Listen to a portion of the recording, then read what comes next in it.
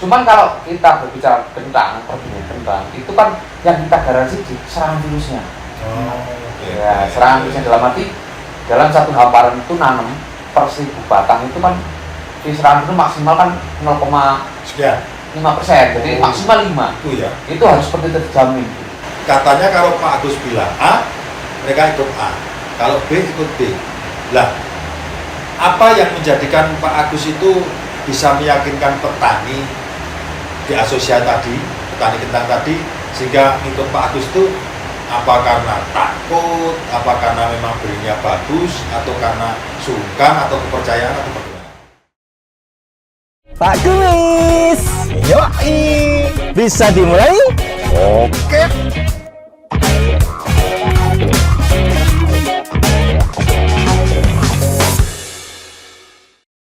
Kemudian itu tadi Pak, kalau dari sisi anggota Pak Agus ini kan punya komunitas atau asosiasi lah.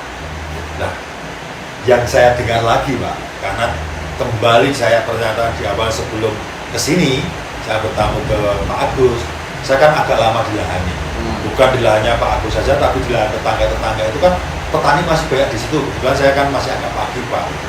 Itu mereka katanya dari mana Bapak tahu benih itu bagus atau tidak? Apa menanam sendiri atau dari kios atau dari Pak Agus? Katanya kalau Pak Agus bilang A, mereka ikut A. Kalau B ikut B. Lah, apa yang menjadikan Pak Agus itu bisa meyakinkan petani di asosiasi tadi, petani kentang tadi, sehingga ikut Pak Agus itu apa karena takut, apa karena memang berinya bagus, atau karena sungkan, atau kepercayaan, atau bagaimana? Jadi kalau di benih itu kan tidak hanya kualitasnya. Jadi kepercayaan itu memang erat kaitannya dengan benih. Jadi ketika petani itu kan cara komunikasinya kan berbeda dengan benih lain. Karena kentang itu kan yang tidak langsung bisa kelihatan sih. Ketika kita harus nunggu bertunas, ditanam dan sebagainya. Dan biasanya ya namanya penangkap benih itu kan salah satu kejujurannya sih. Dan percaya mereka itu percaya karena sudah konsisten gitu. Masalahnya gini Pak, kenapa saya tanya gitu? Saya punya alasan kan.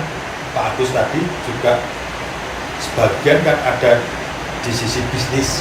Nah, penangkar benih mau nggak mau kan namanya orang bisnis, mohon maaf Pak, tidak, walaupun tidak semua orang sih, pasti dia mikirnya itu keuntungan. Nah, kadang-kadang Pak, mohon maaf, banyak oknum dalam tanda kutip, dia nggak mikir kualitas, nggak mikir apa, yang penting dia itu manut dengan saya, ngikut saya, apapun saya masukkan, yang penting keuntungan besar. Kalau Pak Agus bagaimana? Saya ketika saya melakukan sentuhan, itu saya di pihak kebaikannya. Wah, saya bisa seperti. Jadi bisnis kalau menurut saya yang kontinu adalah bisnis yang apa adanya. Jadi mungkin kalau musim-musim kemarin, kalau saya tidak penjual benih ya, itu kan jumlahnya banyak sekali. Kalau saya memang nekat mencari keuntungan yang sekedar keuntungan bisa saya. Tapi saya yang saya pertaruhkan itu, kalau orang Jawa saya bilang jengkoknya lebih tebal ketimbang keuntungannya. Ya, berarti dari sisi kepercayaan betul, jadi trust itu loh. Trustnya itu. Orang itu sudah percaya, istilahnya, oh, mohon maaf nih, Pak Agus itu loh, orang bilang kalau gini tuh nggak bohong, nyatanya ada, bilang bagus ya bagus, enggak, karena kalau nggak salah info ya Pak, Mas Teguh ini memberikan apa ya, kayak mempromosikan benihnya kentang bisi itu pun juga beliau nggak asal terima kan, mestinya kan harus di apa itu uji coba sendiri, dipraktekkan sendiri sebelum ditularkan ke orang lain gitu kan, karena pemilihan varietas kan penting. Jadi gini, kalau saya sendiri baik penelitian saya hasilkan sendiri dari bisi, sebenarnya berapa lot atau berapa benih yang saya keluarkan itu saya nanam. Jadi dicoba sendiri dulu kan? Ada quality controlnya. Jadi bagaimanapun itu sebagai kontrol saya. Ketika ada masalah di petani, saya tahu langsung respon. Baik benih dari bisi atau dari mesti saya tanam. Tadi Bapak lihat tadi itu di kebun kan ada yang dari bisi itu. Itu bagian dari komitmen saya gitu kepada petani dan menjaga kualitas agar ketika ada masalah, ya mau nggak ada masalah ya. Yang kita harapkan. Itu Pak. Itu saya langsung respon gitu, langsung bisa nanggapi. Oke. Tapi ketika saya hanya mengeluarkan benih-benih saja tanpa saya ngontrol, Ya, ketika ada masalah, saya benihnya apa? Betul. Saya tidak bisa berbicara. Ya. Dan ketika saya menanam terus baik loh di tempat saya nggak ada masalah ini. Betul. Nah itu loh. Jadi ada buktinya ya Pak. Buktinya, jadi ya, sekitar ini loh kan. Berarti kan selain apa dari benihnya, kemudian ya varietas tadi penting. Faktor-faktor lain ada. Untuk menjaga trust atau kepercayaan, jadi Pak Agus itu tidak sembarang memilih benih yang kita informasikan kepada anggota gitu. Betul. Termasuk kayak benih dari BC. Kenapa saya memilih dari BC? Karena saya yakin karena namanya perusahaan kan kontrolnya berlapis. Ya. Dan begitu ada masalah direspon. Dan jujur saja ya. Yakin ya Pak? Ya yakin. Karena saya sudah berapa tahun berarti mungkin hampir 4 tahun 5 tahun menyalurkan BC. Dari yang prekom sampai sekarang yang bersertifikat dan sampai saya jadi customer sekarang di Jawa Tengah. Jadi kenapa seperti itu? Saya sampai ada petugasnya, terus kemudian saya juga bisa dikasih informasi stoknya, jadi langsung saya yakin itu. Jadi benih yang dihasilkan oleh BC berkualitas. Nah ini Mas yang paling penting. Jadi mungkin bisa diinformasikan di daerah yang lain ketika Mas Teguh atau seperti Mas Teguh petugas lapangan yang lain itu informasi Pak Agus tadi bisa dia percayaan terutama karena Pak Agus ini pengen menjaga kepercayaan asosiasi anggotanya itu kepada Pak Agus. Tentunya percaya dulu dengan benih yang mau disalurkan. Betul. Nah, ini kebetulan di granula L-nya BC itu Pak Agus sudah membuktikan sendiri selama bertahun-tahun. Ternyata bisa kita edukasikan kepada anggota Pak Agus ini. Terus kalau dari ini Pak, dari sisi itu dari ketenangan petani atau anggotanya Pak Agus ini dengan kentangnya BC ini apakah sudah lebih menjamin lah Pak ya, bukan menjamin 100% karena itu dari atas, betul kan? Ya. Kita manusia yang mengusahakan dalam arti lebih merasa aman, nyaman memakai mereknya BC, kentang BC daripada yang lain tuh. Kalau menurut Pak Agus menilai di anggotanya bagaimana Pak? Jadi saya kan ini berusaha memberikan alternatif ke petani karena memang stok benih saya kan memang terbatas. Ya. Jadi kenapa saya BC itu memang ya kalau saya nggak yakin dan itu nggak mungkin saya salurkan. Betul. Karena saya petani, mereka juga petani. Betul, dan mereka sudah mempercayakan ke saya dan prinsip saya kan gini. Jadi kenapa saya menyasarkan petani-petani yang menengah bawah? Kenapa saya seperti itu? Jarang yang besar-besar. Karena kalau orang yang besar itu kan dia punya akses luas. Dia punya koneksi, punya luas, dia bisa mendatangkan yang luas dari lain tempat. Tapi kita coba yang menengah-menengah ini. Ketika atau yang bawah juga. Maksudnya dia dengan terbatas modal, pengetahuan, kemudian koneksi yang terbatas. Dia rentan sekali ditipu atau salah membeli bini. Hanya ngikut. Nah ikut. Cuma dia itu malah dimanfaatkan. Nah, saya nggak pengen seperti itu. Saya memberikan sekarang yang seperti itu. Ya. Dan saya berusaha begini. Jadi kenapa saya menyasar ke mereka-mereka? Nanti dia akan gedung tular. Betul. Jadi nanti bagus, nanti tetangganya, saudaranya. Dan itu yang paling kenapa saya sampai bisa menyalurkan dulu tanpa petugas Mas Teguh ya. Itu seperti itu. Jadi mereka itu karena percaya dengan saya, kemudian karena saya nggak punya benih, saya alternatif ke BC. Dan ternyata bagus, nanti kan dia kayak rantai gitu. Setuju Pak, setuju karena ada peribahasa mengatakan sepanjang-panjangnya jalan masih panjang mulut orang. Nah, ya kan? Jalan itu kalau sudah buntu kan sudah. Tapi mulut orang dari satu ke mulut satu terus gitu. Nabi bahasa Jawanya getok tular. Nah, betul. Apalagi hal-hal yang baik seperti itu loh pakai mereknya BC. Dari mana? Dari Pak Agus. Contohnya aku Pak. Nah itu kan mungkin akan menyebarnya. Apalagi zaman sekarang, zaman medsos, sosmed itu sudah sedetik, lurus tanpa ada yang bisa menanggulangi, Pak. Betul. Nah, dari ini Pak, ini lagi Pak, ini saya senang sekali nih. Masih ada beberapa belum Pak, belum capek tuh Pak. Belum saya ada, masih gaspol. Kayaknya sudah ada banyak yang ngantuk ini. Tidak apa-apa, saya lirik saja. Terus gini Pak, sekarang dari sisi produksi nih, nah, dari saat tadi ada budidaya sudah. Perawatan sudah, pasca panen sudah. Dari sebelum pasca panen saya ke produksinya.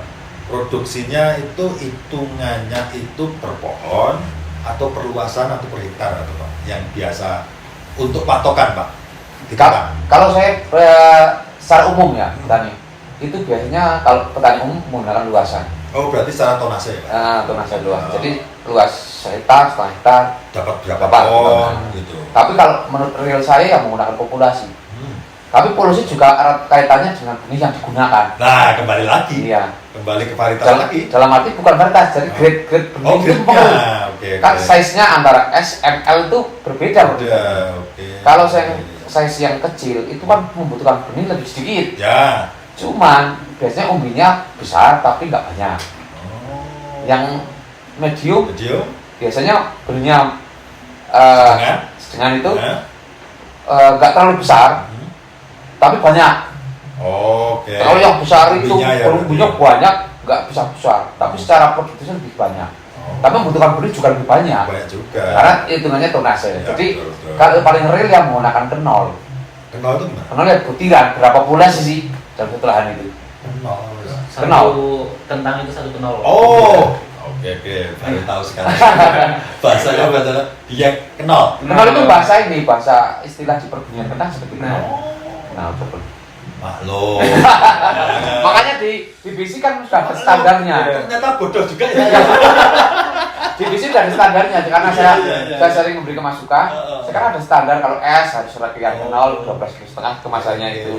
M-nya berapa kenol? Tambah pengalaman saya, Pak. Oh, kenal ya. Kenal. Tulisannya gimana? KNOL. Kenal gitu ya. Bukan pakai E ya. Peluang, kenal nanti. Tahunya tuh di kapal tuh knot berapa? Tapi kenal ya. Kenal. Itu butiran berarti ya. Butiran. Oke, berarti secara produksi memang kalau menurut pribadi Pak Agus lebih cenderung ke per pohon. Pohon, jadi real gitu ya. Real, tapi kalau orang kebanyakan kan sangat susah kan Betul, Jadi berarti 1 hektar dapat berapa ton, Betul. berapa ton. Nah, dari sisi yang benih kentang biji itu tadi Pak, antara lain yang granula yang biji itu rata-rata dalam satu luasan hektar itu biasanya menghasilkan berapa dibanding dengan yang lain? Ada kelebihan atau sama atau bahkan di bawahnya atau bagaimana Pak? Menurut pengalaman Pak Agus ini? Kalau produksi itu subjektif sih ya. Kalau saya real saja gitu jadi tadi tak bilang beda orang, beda peralatan, beda produksi. Ya. Jadi kalau menurut saya pribadi, sih jelas ketika produk itu bisa diterima pasar dan kontinuitasnya ada, itu berarti kan bagus. Secara tidak langsung kita secara bodoh saja ya. Iya, logikanya gitu aja. Logikanya begitu. Secara logika berarti kalau diterima pasar dia kembali menanam. Betul. Berarti menguntungkan gitu kan. Kalau repeat order. Repeat order menguntungkan berarti ya. Tapi kalau ya saya jadinya gitu toh. Iya. Saya nggak usah bilang ini bagus apa enggak. Ya terlalu ini subjektif. Ya betul. Mending saya logikanya gini, ketika dia petani nanam, kemudian ada repeat order lagi dan minta lagi, berarti kan benihnya bagus. Betul. Ya. Dan menguntungkan, kalau untung nggak mungkin dia beli lagi. Kapok pasti kan. Iya. Itu kan umum gitu. Oke. Ya. Logika sederhana seperti Logis, itu. logika masuk akal Pak. Dan saya setuju lagi karena lagi-lagi kita itu kalau mengamati atau menilai sesuatu itu kan tidak bisa detail sekali. Detail. Secara umum lah Pak ya, secara gambaran kebanyakan orang bagaimana secara umum. Tapi saya setuju Mas Teguh pendapatnya atau argumennya Pak Agus ini bahwa kita menilainya kalau petani itu nanam varietasnya biji dan kembali nanam beli lagi, artinya BIU menguntungkan kan gitu lah. Iya. Seperti itu kan ya. Jadi kalau sampai selama ini Mas Teguh, mohon maaf Pak Agus ya, untuk benihnya kentang biji ini sendiri di Wonosobo dan Banjarnegara itu secara share-nya untuk penjualan bagaimana dengan varietas modern yang lain? Pengalaman Mas Teguh. Untuk granula LVC sendiri sekarang kalau nggak salah udah sampai 30 ton ya Pak? Iya. Untuk sampai tahun ini ya Pak? Tahun ini sudah Dari sampai bulan belum setengah tahun. Nah, belum setengah tahun udah sampai 30 ton. Dalam kurun waktu itu, baru Iya. itu saja. Ya karena memang stoknya nggak ada. Kalau ada Kalau lebih dari ada itu ya. lebih, Pak. Tapi jangan ngomong lebih, nanti targetnya diganjar. Ya apa-apa, mumpung duitnya banyak. Yang penting bonusnya gede ya. Cocok. Karena lagi tadi, kalau nggak menentukan kenapa? Nah. Sudah trust dengan produknya, sekarang tinggal mana barangnya.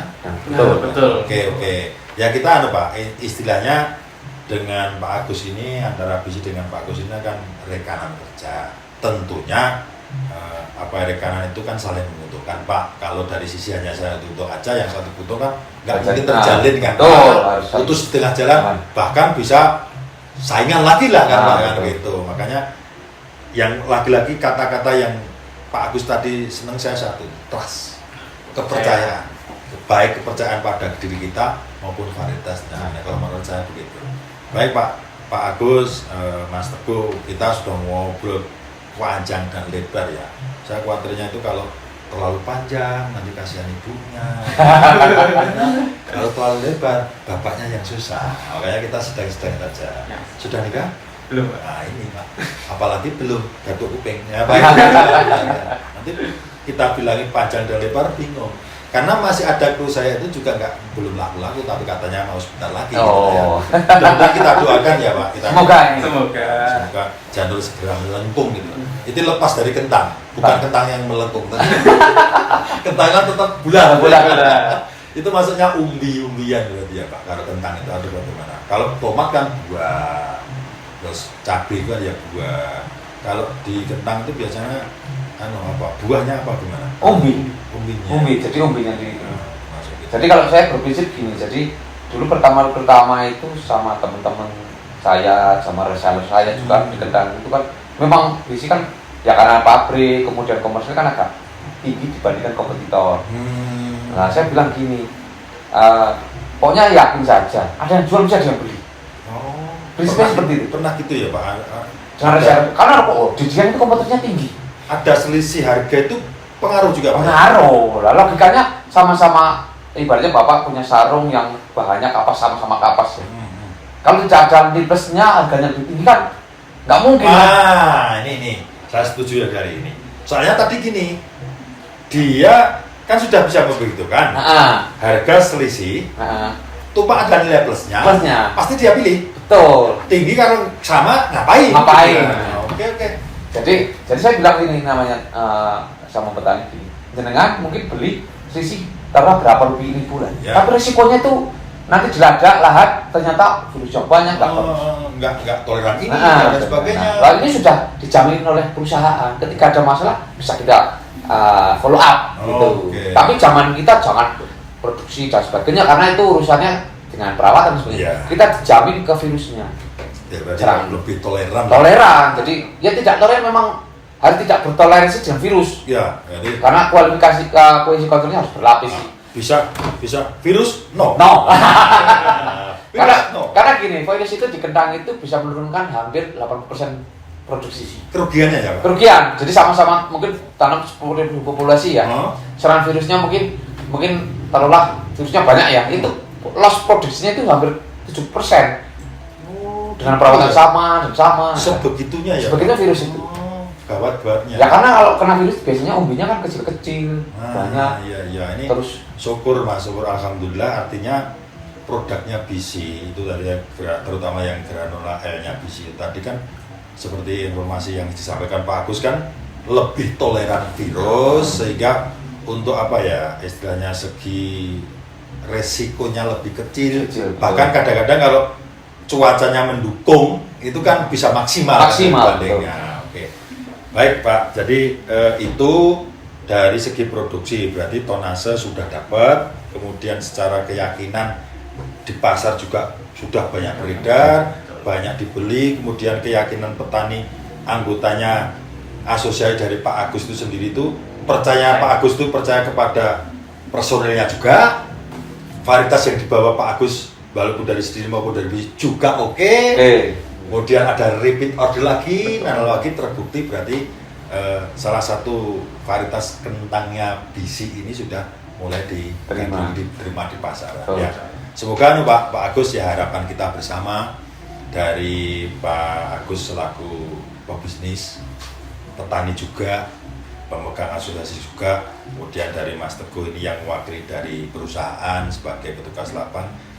Kedepannya semakin akan terjaga lagi Pak. Ya, moga-moga sepertinya semakin kerjasama semakin baik, tentunya saling menguntungkan satu dengan yang lain. Oke. Sekarang yang terakhir Pak, ini yang terakhir yang saya tanyakan karena saya sudah juga agak ngantuk. Bukan ngantuk matanya, tapi ngantuk perutnya. Satu, nanti dari Mas Teguh juga dikasihkan sekarang tips untuk ke pemirsa atau sahabat bisi dimanapun berada supaya menanam kentang varietas bisi baik yang titan atau terutama yang granola L-nya bisi itu bisa lebih maksimal lagi. Dari Pak Agus, dari sisi petani sendiri itu tipsnya harus dilakukan apa sih supaya bisa maksimal? Barangkali sahabat bisi atau petani kentang dimanapun itu belum pernah mencoba tips ini. Dari Pak Agus dulu. Kalau pengalaman pribadi saya, apapun yang kita kerjakan atau apapun yang kita usahakan harus tahu ilmunya. Karena kunci bisnis atau usaha itu harus berilmu dulu. Kalau prinsip saya itu mending saya menghabiskan uang untuk belajar dulu ketimbang untuk memodal usaha. Ketimbang saya memulai usaha dengan modal tapi tidak punya ilmu. Itu prinsip saya seperti itu. Apapun usahanya ataupun yang kita kerjakan harus punya ilmu dulu. Berarti ibarat orang buta harus punya dekatnya. Betul. Tongkat untuk menuju Ya. jalan itu ya. Karena ketika kita berilmu itu keberhasilan itu pasti lebih mudah atau apa yang kita inginkan itu mudah teraih. Karena tahapannya jelas. Kadang orang berusaha itu kayak bertani kentang sebenarnya hanya ikut-ikutan, melihat keuntungannya, langsung instan. Tapi dia tidak punya ilmu percuma. Iya. Jadi nantinya begitu ada masalah sedikit dia tidak bisa mengatasi. Pasti, iya betul. Tapi ketika kita punya ilmu, punya tahapan, jadi kita tahu, oh ini tahap trial namanya sekian. Nanti sudah agak bisa berapa musim bertambah. Tapi dia punya ilmunya. Karena bagaimanapun ketika kita mempunyai strategi, ketika kita tadi saya bilang ada force major yang caranya ekstrim, itu kita tetap bisa fight. Ya. Tidak kudu sarung, Ya. kemudian Stres, apalagi juga. sampai gila, Gila. sampai dudung-dudung, Dudung, tapi- bilangnya satu kata, makanya. Tapi kalau sudah punya strategi seperti itu, saya yakin dia tetap bisa fight lah. Fight ya, Fight. Karena petani itu fighters jati. Iya, fighter sejati memang. Jangan dipandang remeh. Remeh. Justru bagi saya, Pak, menurut saya profesi petani itu yang paling mulia, Pak. Betul. Menurut saya. Betul. Nah, karena di petani saya sendiri, kenapa saya cenderung ke bertani ya? Sih terlepas dari yang lainnya. Itu kan erat hubungannya apa yang saya dapatkan itu saya dengan yang kuasa. Oke. Wah. Apalagi yang melibatkan Ya. kadang harga mahal, produksinya rendah. Itu kan tergantung kuasa. Coba ya. Coba gitu. Diuji betul. Ketika bagus harganya murah. Lah itu Iya. banyak hal yang mau tidak mau kita harus hanya berpasrah, berusaha dan bersabar. Iya. Dan apa yang saya dapatkan memang saya membohongi siapa, mau saya di lahan, Betul. mau menipu siapa. Iya. Nah itu memang bertani memang seorang fighter sejati dan tidak ada kapoknya. Ya. Bangkrut pun kita Terus. berangkat lagi. Iya, nanam Nanam lagi. Sampai utang pun nanam Nah, lagi. fighter apalagi Iya. petani waktu itu dulu lah itu memang Iya. terjadi. Dan Oke, saya memang oke. selalu dengan petani-petani apalagi yang muda yang berusaha keras untuk bisa menjadi leader gitu di daerah masing-masing. Dan harapan saya jangan pernah takut atau malu jadi petani. Oke. Ya, Sip. benar. Sip, ya. Karena petani itu mungkin kadang-kadang dilihat berat apa. Itu kan ketika kita tidak punya ilmu. Karena kita punya ilmu, punya teknologi, Semuanya tidak bisa beradaptasi lah. Iya. Buktikan saya sendiri, saya kadang malah fleksibel gitu waktunya. Kalau ini Pak, kalau sehubungan dengan granola L-nya bisi itu barangkali bisa diinformasikan ke yang belum pakai, ke sahabat bisi atau petani yang lain, bisa ngikuti Pak Agus pakai ini. Oh, ya bagi teman-teman yang mau mencoba bertani kentang atau sudah bertani kentang tapi belum mencoba kayak itu. ya silakan, karena saya sudah membuktikan, bukan berarti saya reseller penjual. Enggak lah, ya ini real saja. Real, jadi kenapa saya arahkan ke bisi? Karena kualitasnya bisa dipertanggungjawabkan. terjamin lah. Terjamin, dalam arti tidak salah-salah lah namanya. Yang berlapis itu tadi. Nah, berlapis itu, jadi pertanggungjawabannya jelas gitu. Ya, oke, Dan oke. saya harapkan kepada teman-teman yang bertani berupa kentang ini, walaupun apapun yang terjadi atau yang sulit apapun terjadi, kita itu bagian dari ekosistem yang tidak bisa terpisahkan. Oke. Dan Ya, ya. ketika mungkin teman-teman yang lain mungkin pengen bertani mungkin ya, sahabat bisi itu. Yang belum suka bertani. Nah, itu bertani itu kan tidak harus berangkat nyangkut dan sebagainya. Iya. Itu pola pikir lama. Lama. Jadi dia bisa menciptakan nutrisi, apa teknologi yang terbaru. Nah, itu kan bisa jadi. Kita jadi mandor aja bisa kan? Dan lebih masih banyak peluang yang menguntungkan. Dan saya yakin bertani itu peluangnya masih tinggi. Karena apa? Semakin hari orang semakin bertambah ya. Iya. Dan populasi lahan semakin sempit. Dan mesti butuh makan. Kebutuhan makan itu. semakin banyak. Mungkin beli iPhone apa bisa kita tunda, tapi makan nggak bisa ditunda. Nggak bisa. Sepertinya sekarang ya nggak bisa ditunda. Ya, betul Pak. Sudah payah. Oke, itu dari tips dari Pak Agus. Sekarang dari Mas Teguh yang dari sisi petugas lapang atau petugas dari bisi ini, tips apa yang kita bisa Mas Teguh berikan kepada pemirsa, kepada sahabat bisi, terutama kepada petani kentang, terutama hubungannya dengan produknya atau varietas dari bisi bagaimana?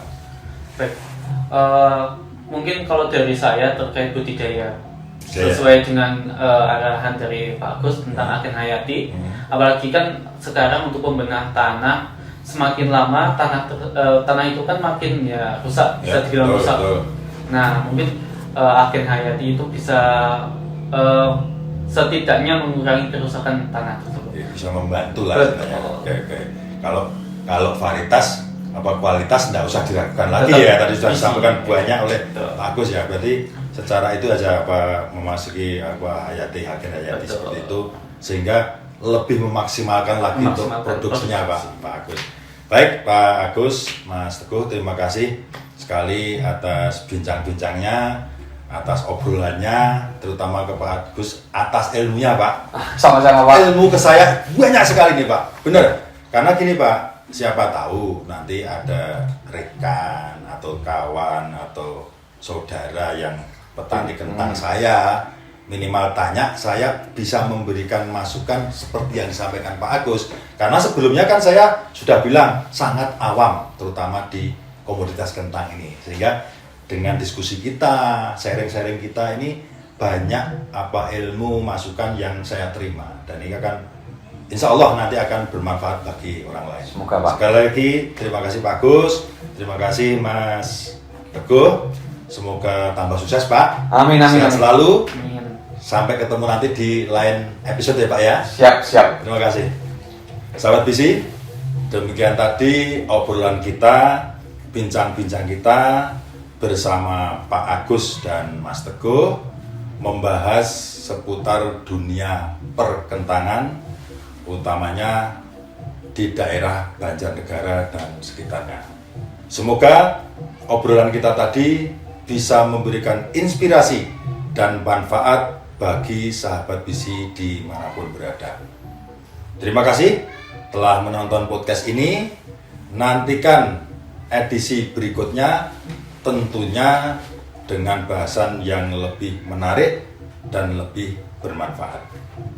Jangan lupa subscribe channel ini, kasih like dan juga komennya, serta nyalakan loncengnya agar sahabat bisi tidak ketinggalan podcast kesayangan kita ini.